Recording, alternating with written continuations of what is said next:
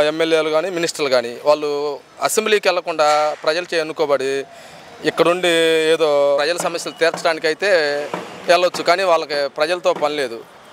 ఏదో ఒకటి విధ్వంసం సృష్టించి రాజధాని మీద కానీ ఏదో చంద్రబాబు నాయుడు గారి మీద పథకాలు ఇవ్వట్లేదని ఏదో ఒకటి సృష్టిస్తే, లేకపోతే మొన్న మాకు సత్తనపల్లి దగ్గర రెంటపాలు వచ్చాడు. జగన్మోహన్ రెడ్డి గారిని ఎవరిని పరామర్శించడానికి వస్తున్నాడు?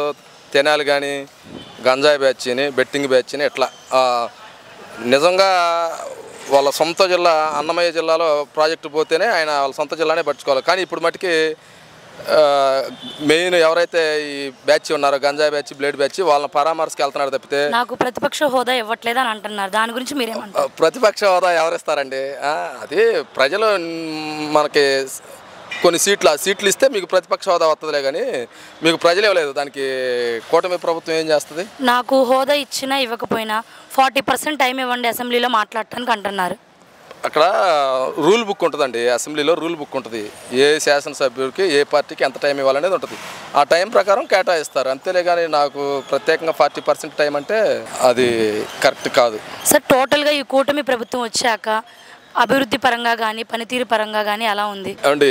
నారా చంద్రబాబు నాయుడు గారు అంటేనే అభివృద్ధి అంటేనే నారా చంద్రబాబు నాయుడు గారు వచ్చాక అభివృద్ధి, సంక్షేమము, ఇండస్ట్రీస్ అన్నీ కూడా ప్లస్ అడ్మినిస్ట్రేషన్ బ్రహ్మాండంగా పరిపాలన సాగిస్తూ ఉన్నారు. పల్నాడు జిల్లా పెదకూరపాడు కాన్స్టిట్యున్సీ. కూటమి ప్రభుత్వం వచ్చి ఏడాది పైనే అవుతుంది. ప్రభుత్వం పనితీరు ఎలా ఉంది? కూటమి ప్రభుత్వం పనితీరు అయితే సూపర్గా ఉందండి. ఏదైతే హామీలు సూపర్ 6 పథకంలో అమ్మఒడి, తల్లికి వందనం అని ఇంతకుముందు గత ప్రభుత్వం ఏం చేశారంటే కుటుంబంలో ఒక్కరికే వేశారు. కూటమి ప్రభుత్వం వచ్చాక ఇంట్లో ఎంతమంది పిల్లలు చదువుకునే వాళ్ళు ఉంటే అంతమందికి ఎలక్షన్కి ముందు హామీ ఇచ్చారు. హామీ కూడా నెరవేర్చారు. అదేవిధంగా ఇప్పుడు మన మహిళలకి ఉచిత బస్ పాస్ అన్నారు, అది కూడా మొన్న అమలు చేశారు. అదేవిధంగా రైతులకు కూడా మన అన్నదాత సుఖీభావ అని నారా చంద్రబాబు నాయుడు గారు ఒక మంచి వినూత్న పథకం పెట్టాడు. అది రైతులకి సీజన్లో వారి యొక్క అకౌంట్లో అది కూడా నెరవేర్తించాడు. ప్లస్ మహిళలకి 3 గ్యాస్ సిలిండర్లు అన్నారు, అవి కూడా బాబు గారు అన్నమాట ప్రకారం సంవత్సరానికి 3 గ్యాస్ సిలిండర్లు అమలుపరిచాడు. అదేవిధంగా ఇక్కడ మనకి ఏదైతే అనుకున్నామే చంద్రబాబు నాయుడు గారిని గెలిపడానికి ముఖ్య కారణం రాజధాని. ఎందుకంటే గత ప్రభుత్వంలో జగన్మోహన్ రెడ్డి గారు రాజధానిని నిర్వీర్యం చేశాడు. ఇది 3 రాజధానులు అట్లా తన యొక్క